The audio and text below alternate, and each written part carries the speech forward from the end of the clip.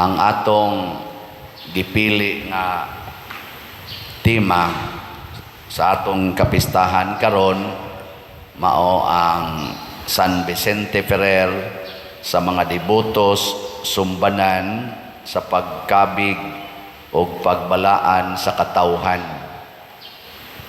Sa atong siyam kaadlaw nga nagnobina ta sa inyong paminaw, mga deboto manggid ta sa San Vicente Ferrer, naamoy nakabig wa kinsay nakakabig din ta sa kamot wa naman oy nanimba. Unsa man ang makabig, kanabang mobalik og sunod sa Ginoo, mobalik pag pamati og pagsunod sa pulong sa Ginoo. Muna sa atong unang pagbasa, ang mga apostoles, ang unang mga sinugo gyud, sinaliga ni Kristo, ang gibuhat nila mao gyud ang pagwali sa pulong sa Ginoo aron daghan ang motuo og makabig. Kay ang pulong man gyud Ginoo ang makakabig nato. Si San Vicente Ferrer naa ni siya'y pako tungod kay grabe kay siyang mudani og mga tao balik sa Ginoo, mga irehes, mga laig relihiyon, hasta pa ang lain-laing mga katawhan nga dili na gyud ba angayan nga mukabig sa Ginoo, kay mga bisyoso galunang sa bisyo sa sala nangakabig ngadto sa Ginoo. Unsa may iyang gibuhat, ang pulong sa Ginoo gitun-an niya pag-ayo. Lingay mong tupad, ing nakadaadlaw nagtuon kas pulong sa Ginoo. Lain man tagitun-an ang pagkiskis mas kilay hinuon, ang pagpaputi mas naong, ang pagpakolors buhok nawa na patay ta diha. Tun-i ang pulong sa Ginoo.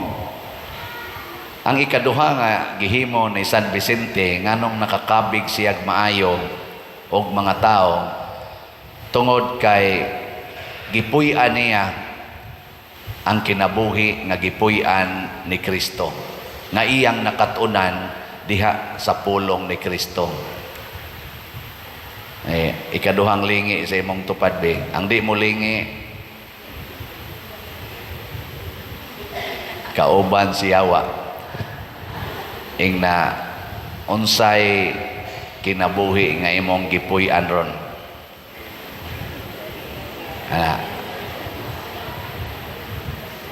Kay magpista ta nya ang atong una-hunaon ang hikay rasad unsa man na kinabuhi ng Kristo. Posible kay si Kristo mutambong man itong kumbira, posible tingali. Ang atong una-hunaon kwarta ra gyud. Sa atong unang pagbasa, naa sila'y mga pagkaon, nya ilang i-distribute ang pagkaon, hangtod ang mga kauban nila, ang Grego o ang lain-laing pinulungan, nag-away na, kay wa kuno matarong o apod-apod ang ilang pagkaon, ang ilang mga sustento ba. Mao na nga niingon ang mga apostoles, dili maayo nga anhin na lang may magsigig atiman aning aspeto nga kwarta o pagkaon, kay di na may kasangyaw sa pulong sa Ginoo.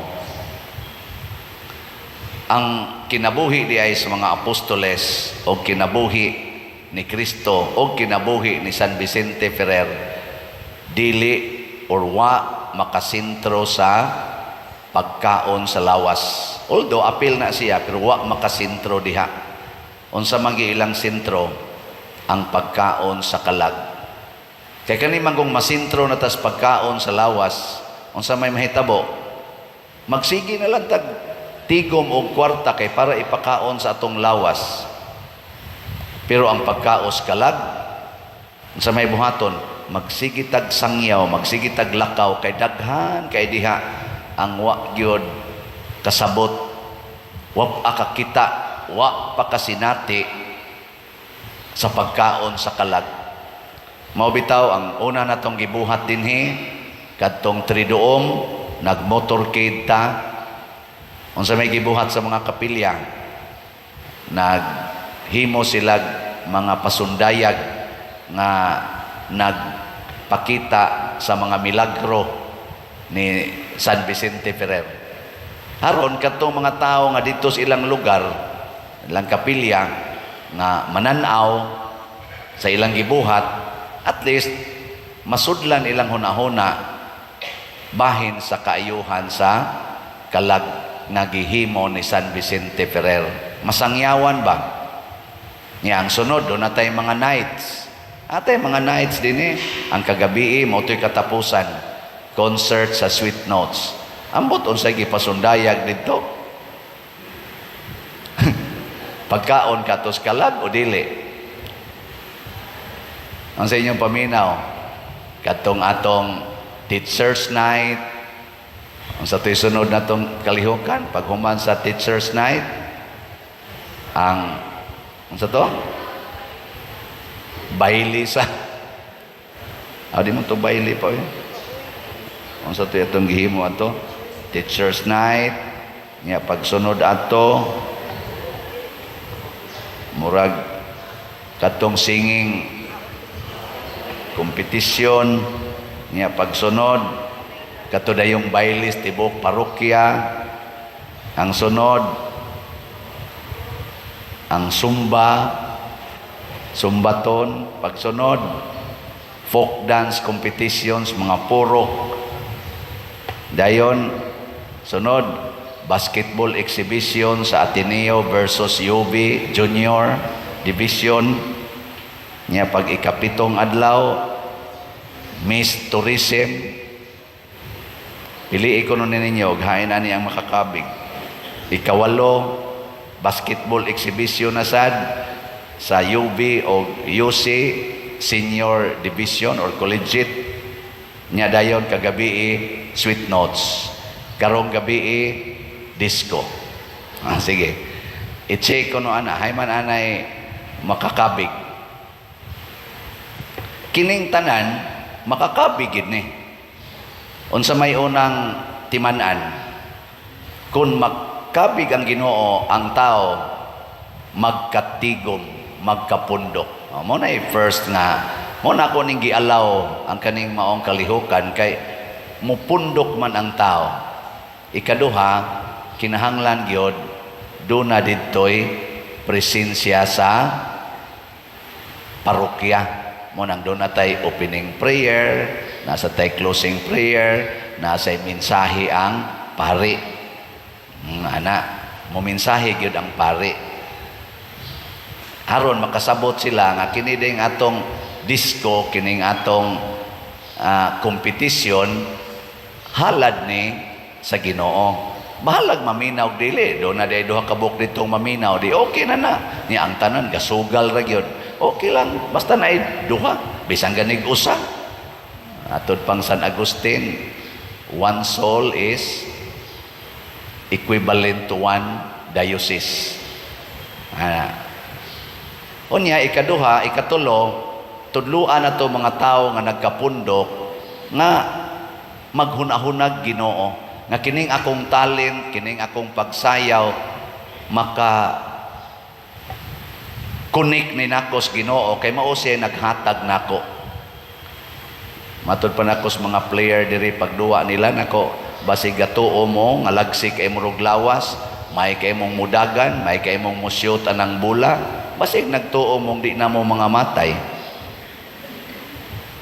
Kamong mga nako, kamong mga kuan, kamong mga apil aning beauty pageant, basig nagtuo mo ang inyo ragyong lawas ang kinahanglang beautiful.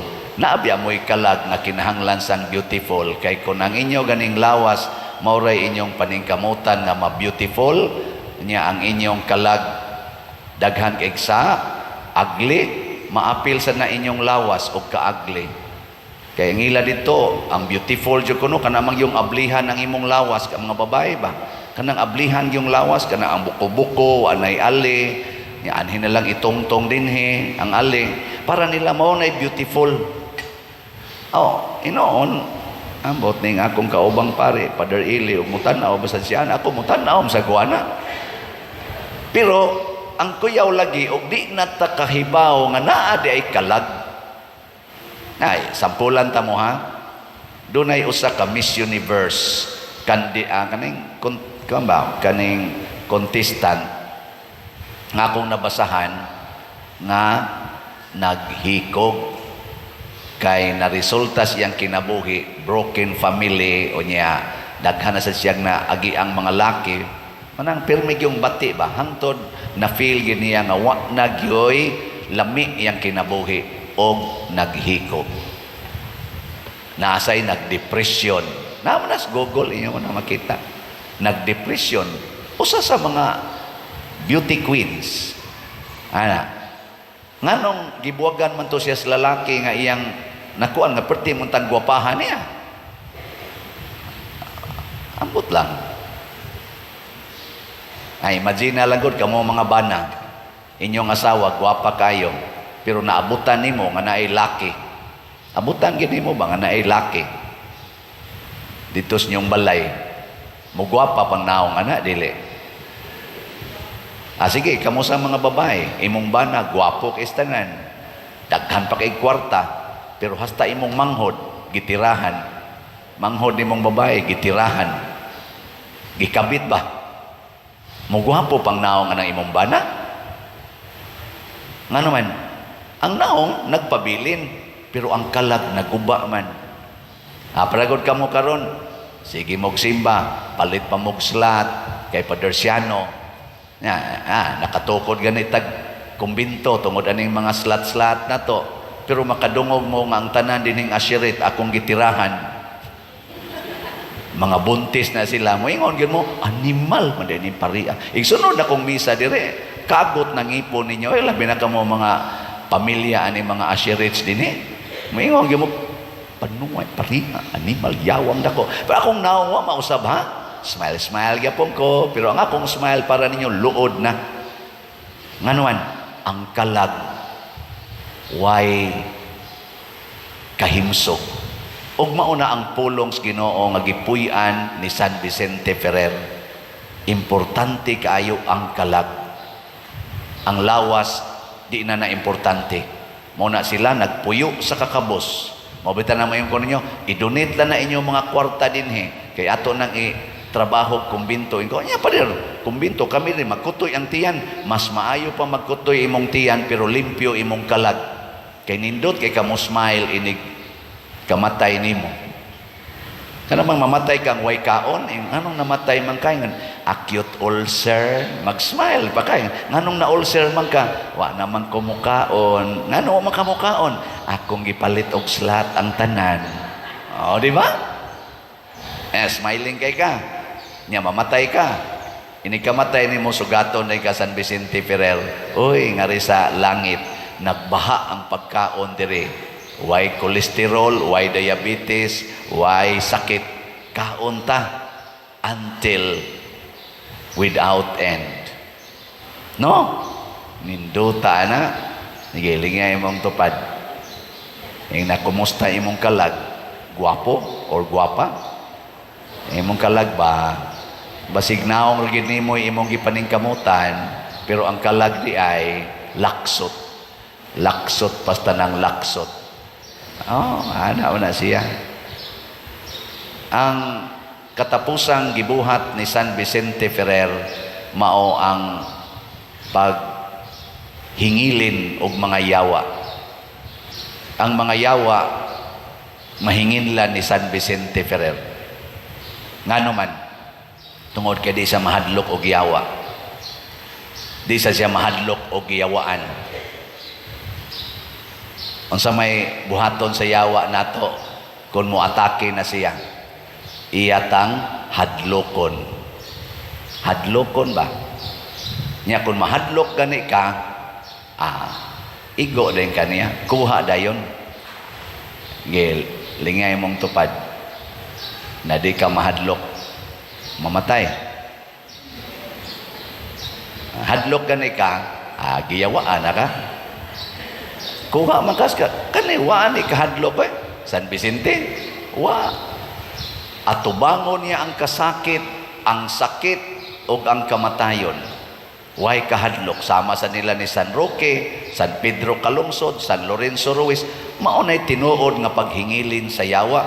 Kita hinoon, kus magsigi man noon tag, kanang, sana, kapakapa, aron lang yun, mawa ang atong sakit, hadlok man kaig masakit, hadlok kaig mamatay, giyawaan ka diya dapita. Ang kahadlok, ang mga apostoles, wa say kahadlok sa kamatayon. Giatubang nila ang kamatayon nga malipayon, sama sa ni Kristo nga niatubang sa kamatayon nga way kahadlok. Naot paunta, gini atong pagpista ni San Vicente Ferrer, maghatag ni og kabalaan sa atong kinabuhi tungod kay ato ng sundon ang iyang pagpaminaw, pagsangyaw o pagpuyo sa pulong sa Ginoo.